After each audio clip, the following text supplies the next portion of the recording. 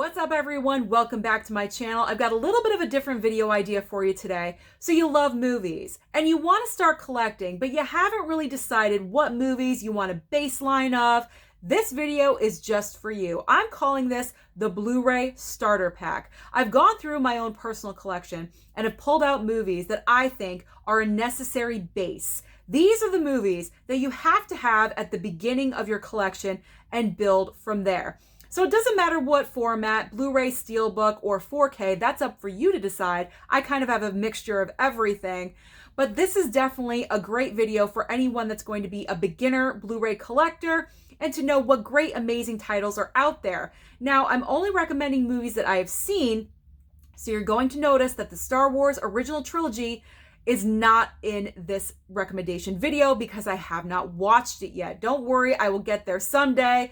It's in the never seen a pile over there. So these are only movies that I have seen and I highly recommend to you. But before I do, really quickly, if you are not yet subscribed to my channel, but you absolutely love and adore physical media, and I think you do, that's why you're here, hit the red subscribe down below, the like button, but most importantly, that little notification bell so you don't miss anything in the future. So let's get to my personal recommendation, the baseline, the Blu-ray Starter Pack. What should you have? I'm starting with a classic, and that is The Wizard of Oz. This movie is an absolute classic film. You have Judy Garland and the Yellow Brick Road, the Munchkins, the Wicked Witch. You have it all. It's a classic film made from a book, and it's just an epic tale that you absolutely love and adore. For some reason, I watch this every single November. I don't know why. It just gives me the holiday vibes. I think growing up, it was always on TV on CBS in November. So that's extremely nostalgic for me. I picked this one up at Walmart. It's one of those like metal packs. It's not a real actual steel book, but it's a metal pack. But I recently ordered the 4K, so you might be seeing that very soon. So absolutely, Wizard of Oz should be in your Blu-ray starter pack. You need it, you gotta have it. Films like those are just so creative because back in the day, way back in the day, I believe that was filmed in the 1930s, they didn't really have a lot to work with. So what they managed to achieve with The Wizard of Oz with very limited resources is absolutely amazing. All right, let's move on to the one monster movie you should have, and we should always have a Steven Spielberg title. I'm going with Jaws. Absolutely. If you were to own one shark movie, it's going to be Jaws. Because with two notes, you know who the villain is. Da-na. You know it's Jaws. The brilliance of that is unbelievable. The brilliance of the way Steven Spielberg directed this movie, because you did not even see the shark until more than halfway through the film. Very reminiscent of Alfred Hitchcock with Psycho, Steven Spielberg with Jaws. So if you have not seen this yet, I don't know what you're doing, but you gotta watch it, you gotta have it, and it still holds up. This movie is what, 35 years old? It still holds up. It is absolutely amazing, definite must-have. And you're gonna notice a lot of these are steelbooks. I went through my steelbook collection with a very fine-tooth comb. I had to delete some stuff. I was pulling out way too much. All right, now we're going with a recent release on the steelbook format, and that is The Shawshank Redemption. One of the best films of all time, creatively, how it was made, acted, just all around, one of the greatest films ever, The Shawshank Redemption. Probably my favorite prison movie, if you can have a favorite prison film. I haven't watched The Green Mile yet, so that is not included in this. So Shawshank, it's just a simple tale, and you're rooting for the Tim Robbins character of him getting out and his friendship with Morgan Freeman and the other prisoners. You just get so invested in this movie. And this was a first time watch for me very recently, and it made that much of an impact on me. So that really says something. Gotta have Shawshank. Gotta. Morgan Freeman is amazing. Just amazing. Is he bad in anything? I don't think so. All right, let's go a little bit scary. not too scary, kind of like scary gross, and that's The Thing. The Thing. This is also a recent watch for me. I'd say in the past year. One of my subscribers, Rob, I always bring him up because he sent me the Blu-ray, and I'm so thankful that he did because it really opened my mind to this genre of film, and I absolutely loved The Thing. Kurt Russell and a bunch of other guys are in the Antarctic, and they're on a mission. They're on an assignment to do something, and they discover the Thing in the ice, and it just wreaks havoc. It is one hell of a story. John Carpenter is an absolute genius. Gotta have it. Okay, so you gotta go with a teenage like teenage angst film. There you go. I could not decide between two, so I put them both in, and that is Breakfast Club and Fast Times at Ridgemont High. So let's go over Breakfast Club first.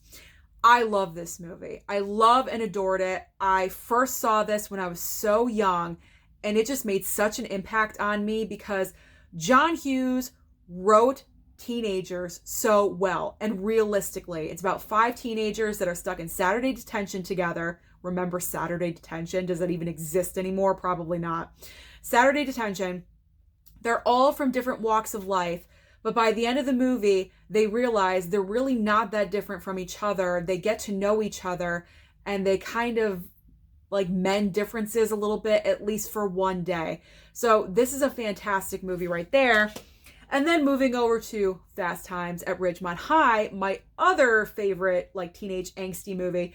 This one focuses more on like the sexuality of the teenager in high school. Written by Cameron Crowe and directed by Amy Heckerling, the same director that did Clueless. I love this movie because it's so real. These teenagers are in real situations. It's not fake. It's not phony. They have jobs at the mall that they hate, and you know, they're having sex for the first time. We're dealing with abortions. Like, we're doing everything in this movie, okay? And this was in the 80s, and we're discussing all of this, but it's a great movie. And both of those movies have fantastic casts, amazing actors that pretty much all grew up to be mainstream actors today. So that really says something about the casting of these films. Absolutely incredible. Gotta watch them both. So I wanted to include a Quentin Tarantino somewhere. And I was kind of him-hawing. I was like, well, Once Upon a Time in Hollywood's really good. Django Unchained's really good.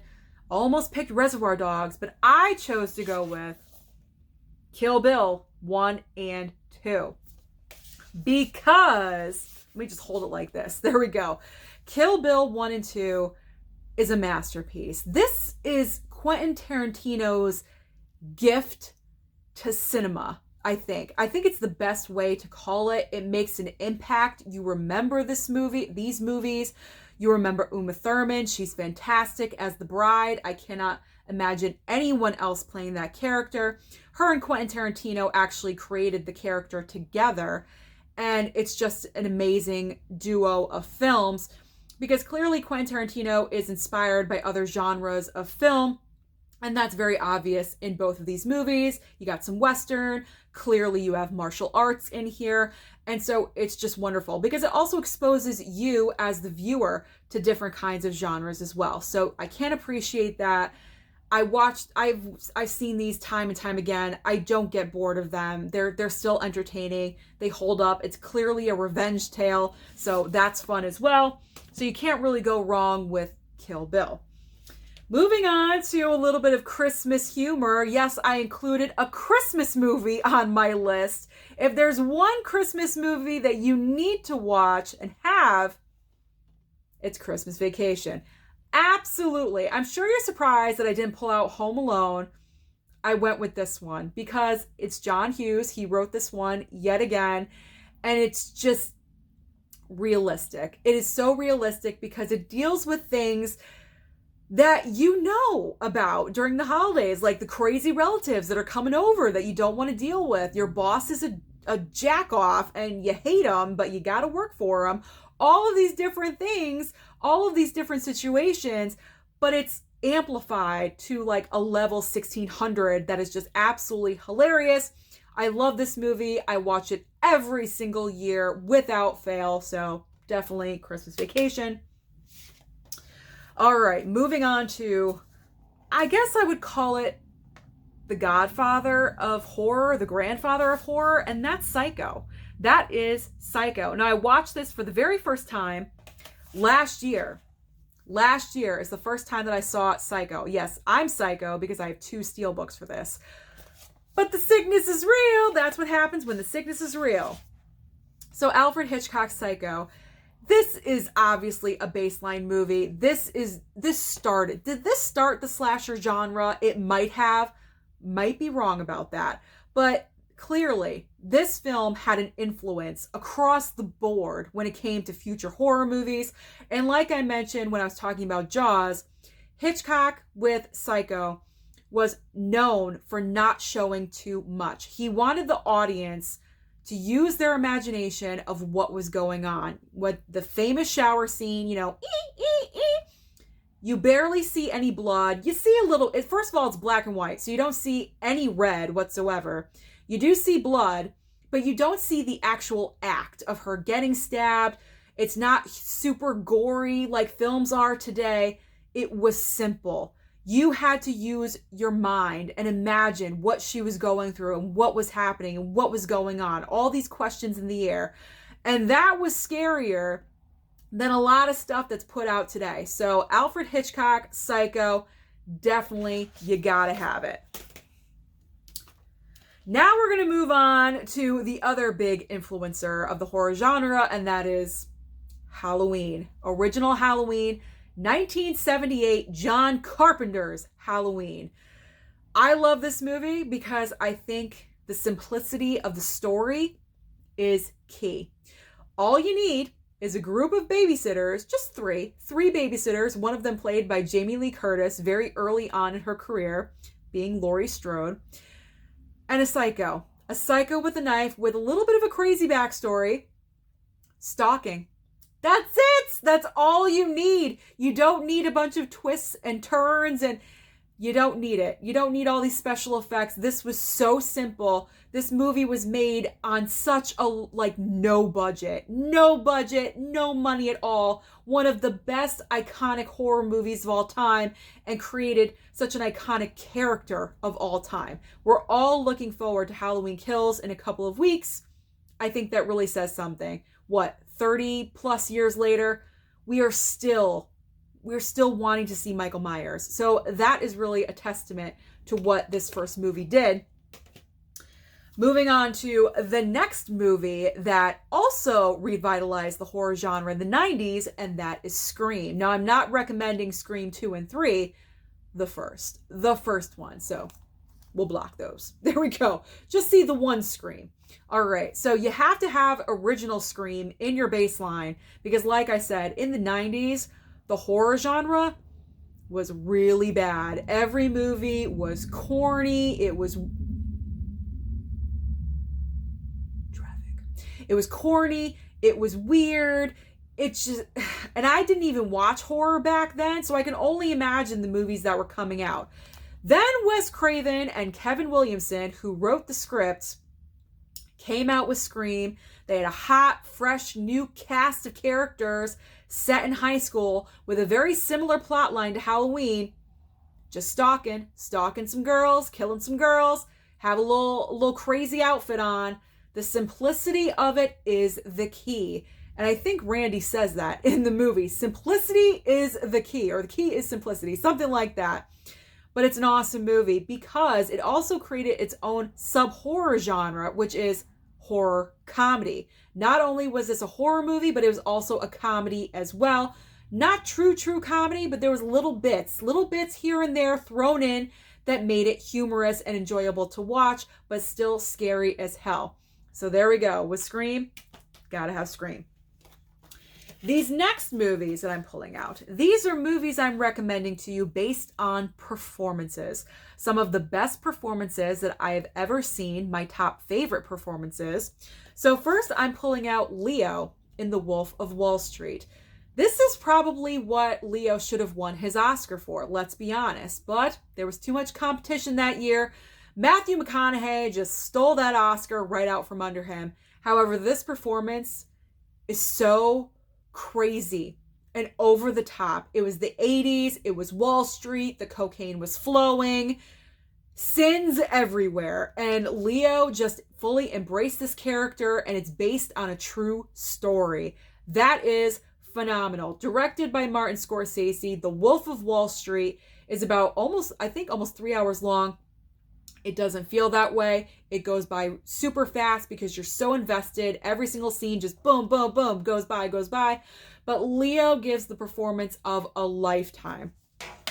Moving on to my favorite female performance, and I'm so excited. I just got this in the mail, and that is Monster. Charlize won her Oscar for this. Again, another true story of a serial killer named Eileen Wuornos. Whoo, she was kooky and a psycho. But I have not watched this movie in a really long time. I'm so happy to have it. I'm going to watch it very, very soon. I'm very excited to watch this again. But if you want to go by performance-wise, absolutely astounding. Also, is it written by Patty Jenkins as well? Written and directed by Patty Jenkins, who did Wonder Woman and 84. Don't judge it by Wonder Woman 84, judge it by Wonder Woman. So Patty Jenkins was involved in this project. Absolutely incredible performance by Charlize Theron. Absolutely. Like, if you want to know what acting is, watch this movie. Another one I'm recommending based on acting, and I'm pulling out this movie because it's primarily an all-female focused cast, and that is The Help. I'm sure this is a surprise pick for a lot of you. With all these movies, they're more mainstream, obvious choices, but I pulled out The Help because the amount of talent that is in this film, my God, is so unbelievably fantastic. You would learn acting in a day with all of these actors that are so amazing. Octavia Spencer won her Oscar for this role.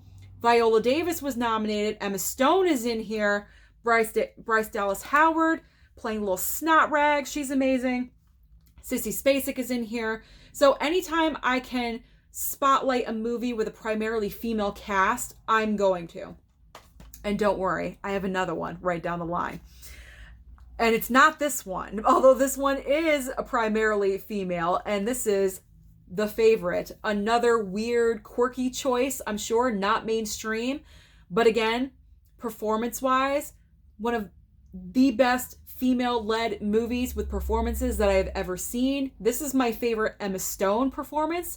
It is so outside of anything that she's ever done. Olivia Colman won her Oscar for this. Rachel Weisz, she was nominated. Emma Stone was nominated. The film is incredible, but the performances by the three main women amplified this movie to another level. They treated it like it was a play. And I thought that was a very smart thing to do. They did about, 6 to 8 weeks of training and practicing and rehearsing before they started filming, which is absolutely incredible. And it shows because this film is fantastic. Performances, absolutely amazing. We're getting into the second pile. That's just the first pile. Okay. And I cut some. Can you believe this? Okay, let's try to ramp this up a little bit. All right, moving on. The one romantic comedy that I'm going to recommend to you is Moonstruck. It is my personal favorite rom-com. And I love it because it's not your typical rom-com. It is so accurate with Italian Americans and how they live and how they embrace getting married. Oh, I'm old at 35 and I'm not married, and all that stuff. I can totally relate to it because I come from an Italian household and I gravitate to this movie because of that. For some reason, I watch it around the holiday time. I think it's because the focus of this film is family, so that's the reason for the holidays for me, but Moonstruck is a definite for me. Now, this would not be a movie, this would not be a movie Blu-ray Starter Collection Kit if I did not mention my favorite film of all time, and that is Goodfellas. Goodfellas is my number one favorite movie of all time, but not only that, I'm also recommending The Godfather. So now we're on to mob movies. So mob movies, let's talk about Goodfellas for a second. Based on a true story, completely unbelievable. Martin Scorsese leads this cast to victory. Let me tell you, I think what I love most about this movie is the accuracy, like with Moonstruck, the accuracy with Italian Americans and how they live, but also the mob lifestyle and how they balance that and how they live through that. Because like I said, based on a true story, this actually happened. This is real. So please watch this. Ray Liotta gives the performance of a lifetime as our lead character of Henry Hill. I absolutely love and adore this movie. I've seen it so many times, and I never get bored of it. I could probably recite it, but I won't. And I'm also recommending to you The Godfather. Not necessarily the third one, but it's in the triple pack, so we'll include it. But movies 1 and 2, you have movies and then you have cinema. This is cinema, not the third one, 1 and 2. Francis Ford Coppola took these movies and just amplified it to another level. You get invested with the Corleone family and what is happening. Michael making bad choices. You're yelling at the TV. What do you do? Don't do. They're not listening to you. And that says something. You get invested and so invested that you're talking to your TV. They've done their job, don't you think? I think everyone should watch The Godfather at least 5 times. They're long movies. I'm warning you right now. They're extremely long, but they are worth it. All right. Musicals. We all love a good musical, right? I have musicals in here too. All right. The 2 musicals I highly recommend are Grease and the Rocky Horror Picture Show. Let's start with Grease. Why? Because it's fun. It's bubblegum pop. It's just, it's all American musical. Every high school performs this across the country. So let's just move on from there. And we'll go to the other side, which is the Rocky Horror Picture Show. The Rocky Horror Picture Show is so weird. It is so out there, but that's what I love and appreciate about this movie so much, because it's not like anything you have ever seen before. I'm warning you right now, when you watch it, you're going to be like, what the hell is this? It's so weird, but it gets in you. It gets in you, trust me. The songs in this movie, this soundtrack is absolutely incredible. You will be singing it for about a week after. I cannot wait to watch this for October, for Halloween month. I'm so excited. Of course, I could watch it anytime, but it's more fun in October. And Tim Curry's performance alone. Tim Curry as Dr. Frankenfurter, the classic scene. That's all I gotta say. It's like top 5 movie moments in cinema. I'm just gonna say that, when he tosses off the robe. All right, let's move on to comedy, and I've got 2 choices for you: Bridesmaids and Coming to America. So Bridesmaids is the other all-female cast that I was talking about. This movie is in my top 10 of all time. And the reason for that being is, number 1, it's so funny. But number 2, all of these females were about ready to break out at the same time. At the very same time. And it happened. The formula was there. It was like lightning in a bottle. And it just struck with this movie. Because you have smart comedy and then you have stupid comedy. And I know I'm probably going to get some comments about, what about this Adam Sandler? What about this Will Ferrell? To me, those are dumb. Those are dumb comedies. I prefer smart comedies. And I can truly respect women in comedy because it's very difficult to do. And all of these women pull it off tremendously. So I love Bridesmaids. Absolutely. I've watched it so many times. And then Coming to America is just a classic. Classic. I was so disappointed in the sequel on Amazon Prime. Oh my God. It was so bad. I'm just pretending it doesn't even exist. This is the only Coming to America that matters. Eddie Murphy and Arsenio Hall. I watched this when I was so young. I had no idea that they played multiple roles. I was so confused by it at first. And then I realized, or someone explained it to me, one or the other. And it was absolutely fantastic. I was so enamored by this. I've watched it again and again. It's brilliant, brilliant comedy. Funny. This is funny. Other stuff is stupid. That is funny. All right. Let's move on to action. The action genre. What do you think I'm going to pull? Duh. Terminator. If you were going to own any action movie in your baseline Blu-ray Starter Pack, you need Terminator. So let's talk about it. Now I was only going to pull T2, but then I was like, well, it wouldn't be T2 without the first one. So let's pull out the first one and then mainly T2. So we have the Terminator. Arnold is sick as the Terminator. He was pretty much created for this role. And then Linda Hamilton. I absolutely love her. Not so much in the first movie. She was kind of like, oh, protect me. And she was like, running around with the other guy. But then in T2, she didn't need anyone because she was a kick-ass female. And I loved it. I loved how they just 180'd her character. And she was a kick-ass mama. I loved it. T2 is my favorite action movie of all time. Absolutely no question. So you gotta have both. Gotta have both. All right, I think we are winding things down with some comic book movies. How does that sound for you? We're almost done. Obviously, me being a Marvel fan, I'm going to recommend some Marvel. So if any two movies you're going to watch out of the franchise, it's going to be Infinity War and Endgame. The reason why I chose these two is because these are the only two movies where I had moments. I had moments watching both of these. What I mean by moments is the hair on my arm, the back of my neck kind of like stood up a little bit. The epic moment in Infinity War when Thor comes into Wakanda with Rocket and Groot, that entire sequence. That alone is worth the movie. That alone is worth the movie. And then you have Endgame. Yeah, it's 3 hours. Most of it is kind of slow. It is the buildup, but the last 45 minutes, that's where the payoff is. And it's absolutely amazing. It's everything that we wanted. And yeah, you gotta have both. Gotta have both. All right. Moving on to the current DCEU franchise that we have going. The two that I recommend are Man of Steel and Wonder Woman, pretty much for the same reason. These are my two favorites from the franchise, and for the reason of their fantastic origin stories. I just adore both of these movies. Man of Steel, it took me a couple of times watching it. The very first time, didn't think it was oh, that's so fantastic. But after I watched it about 3-4 times, I appreciated it a lot more. And then Wonder Woman, I just loved right off the bat. So origin stories, oh yes. Yes, indeed. We're almost done. I only have 2 more.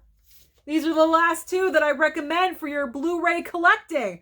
All right, here we go. We're in DC. We're in the DC land, but we're in early DC. We're in Batman and Batman Returns. Yes! The reason why I pulled these out is because not only is this my Batman, Michael Keaton was my first exposure to Batman, Jack Nicholson is my first Joker. Not only that, so nostalgic for me, but these movies prove what they could do without major CGI and computer effects. There are some in here, don't get me wrong, but it was basic. It was basic. They had to get so creative, and Tim Burton is behind both of these movies, and you can tell because his signature is definitely on both of these movies. You can tell it's a Tim Burton production. But I just love these movies. For some reason, I still enjoy them. They still hold up to me.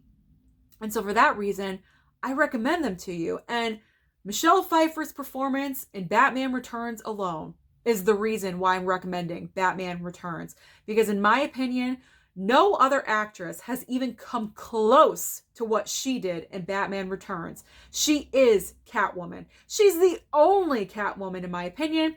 I am holding an open mind for Zoe Kravitz in the Batman, but I gotta say, she's got some big ass shoes to fill. So that is everything. That is the baseline that I recommend for your Blu-ray Starter Pack collection. Let me know down below if any of these movies are already in your collection or if this video helped you out at all. Don't forget to like and subscribe down below, and I'll see you next time.